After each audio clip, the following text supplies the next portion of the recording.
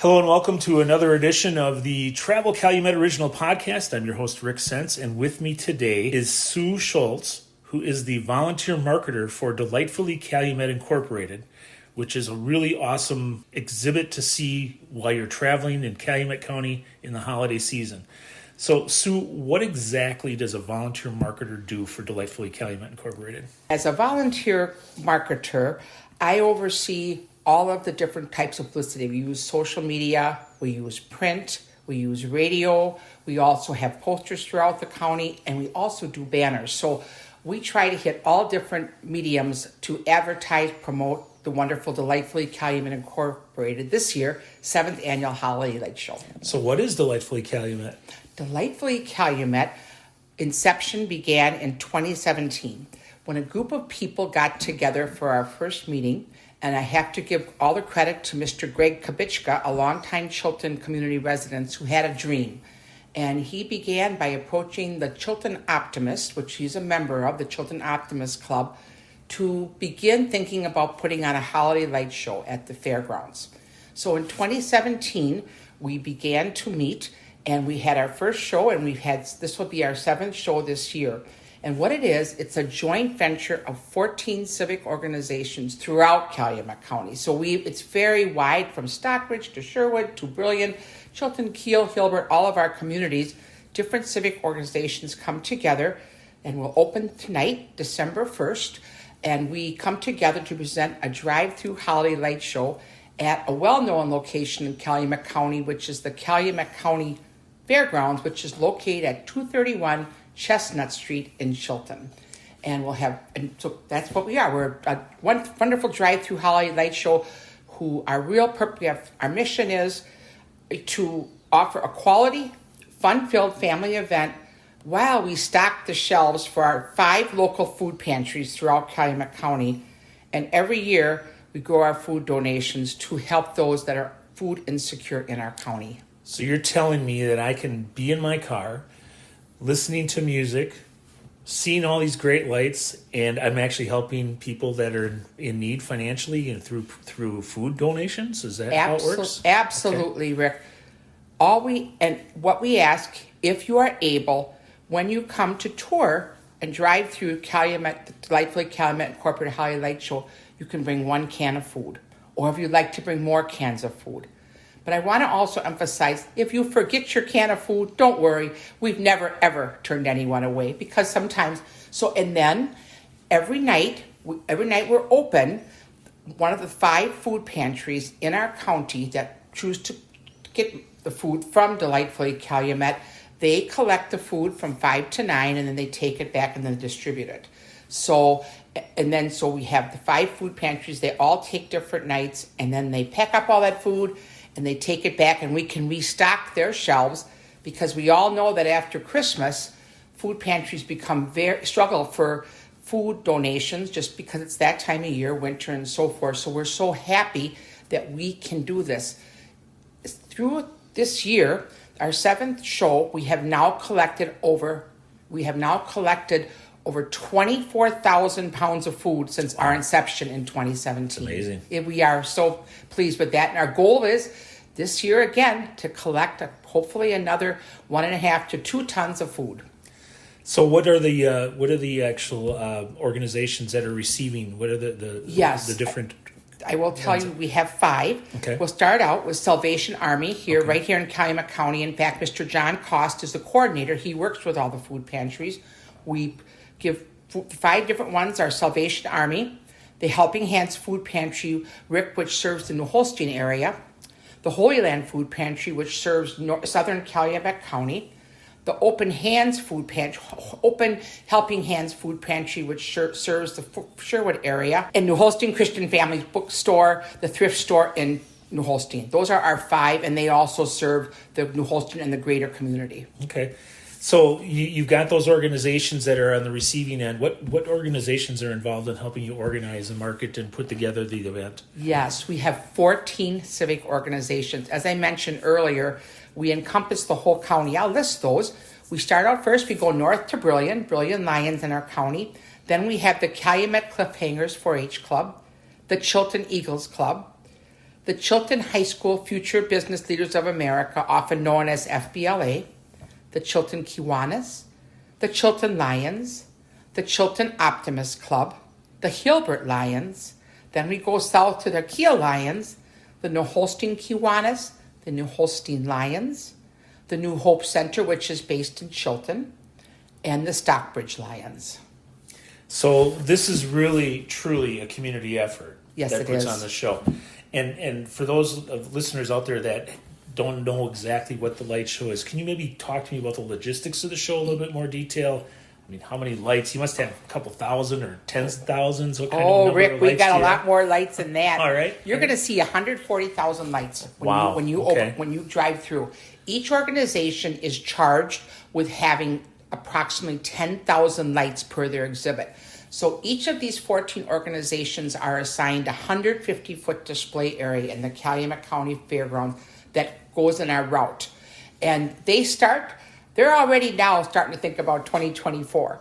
We started October 15th, the fairgrounds, we were allowed to come in, and I would like to mention how we have a wonderful partnership with the Calumet County Fairgrounds and the city of Chilton.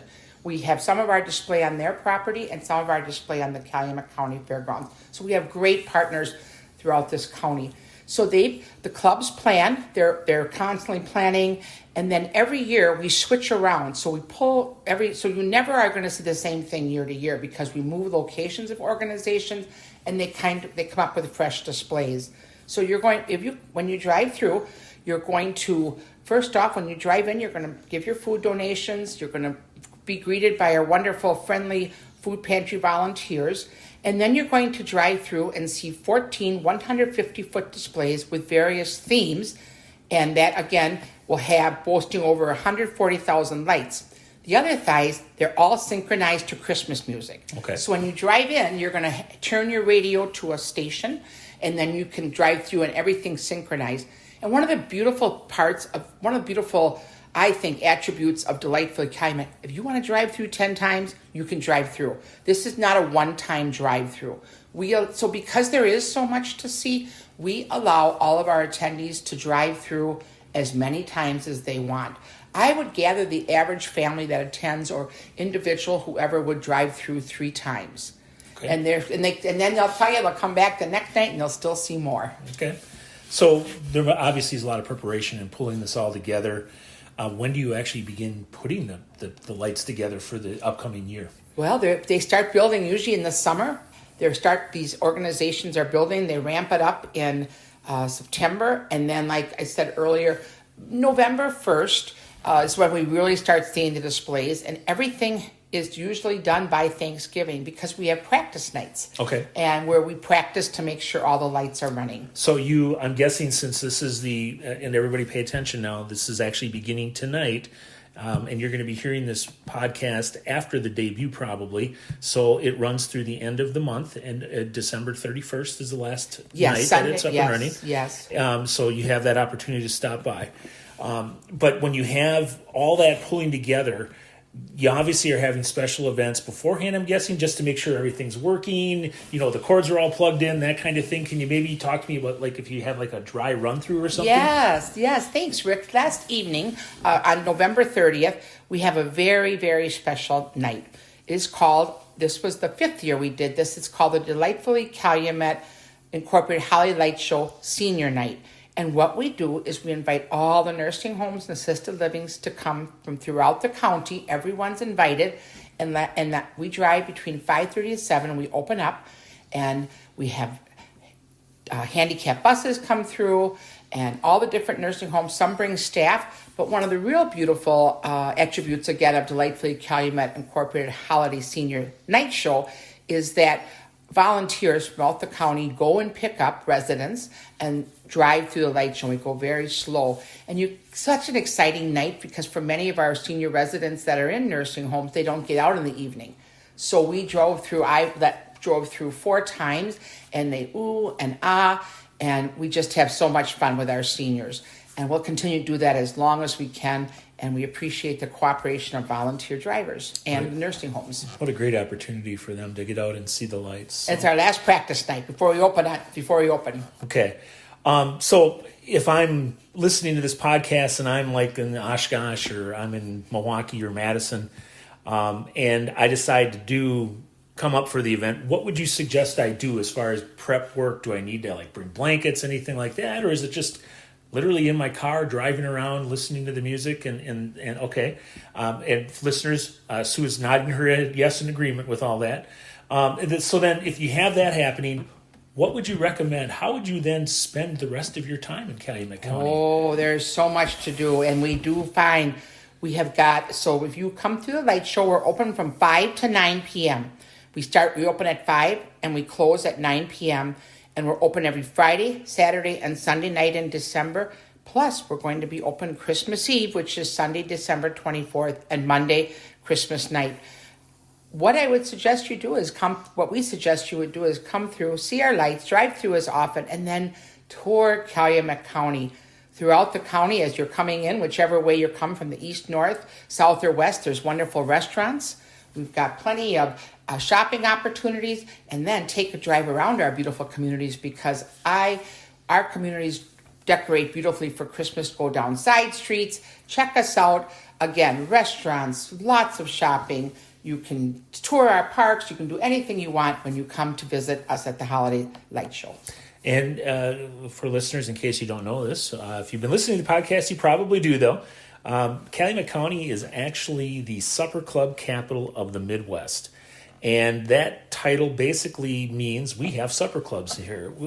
From your perspective, Sue, if you decided to come through the light show and then go to a supper club, are there any supper clubs that are close by? Oh, yes. You can be at a host of supper clubs. I'm just thinking now, you could be at least 6 supper clubs within 12 minutes of the location of the Calumet County Fairgrounds. 6, maybe even 7, as I'm quickly going through here.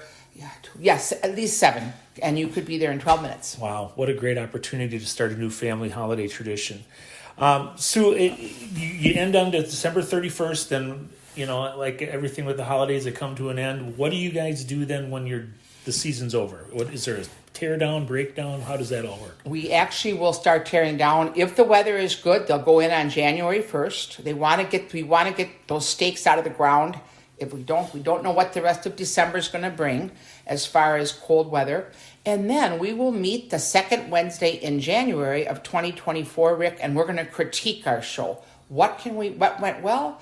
What can we improve? And then we start thinking about our capital expenditures, what we want to do as we prep for the 8th annual show in 2024. Okay, so if people want, and I'll wrap up with the discussion with this, Sue, if people want to learn more, where would you direct them to go to learn more about Delightfully Calumet Incorporated? Terrific, great question. I can give you 4 different places right away. We have the Delightfully Calumet Facebook page. We have it if you just Google that, or if you're on Facebook, or Google, please, Delightfully Calumet Incorporated. We have a website. We are very honored to be featured on Travel Wisconsin and also the Travel Wisconsin website page, Facebook page, and then also please check out Travel Calumet, and you'll learn all about everything you need to know for attending the Delightfully Calumet Incorporated Holiday Light Show, Rick. Well, I thank you for taking the time out on premiere day, no less, to get the word out, and hopefully your season is as bright as the lights this year for the help that you're doing in our community. Thank you for that, and thanks to the rest of the people on the committee that help organize and put this together. You're welcome, Rick. Thank you again, and thanks again for listening to the original Calumet County's Travel Calumet original podcast. I'll get the name right yet there eventually. And if you are looking to listen to other episodes, feel free to check out our page on the travelcalumet.com website. You'll see it right there with our icon with the 1940s microphone right there in blue and green. Again, thank you for joining us this morning, and have a great holiday season.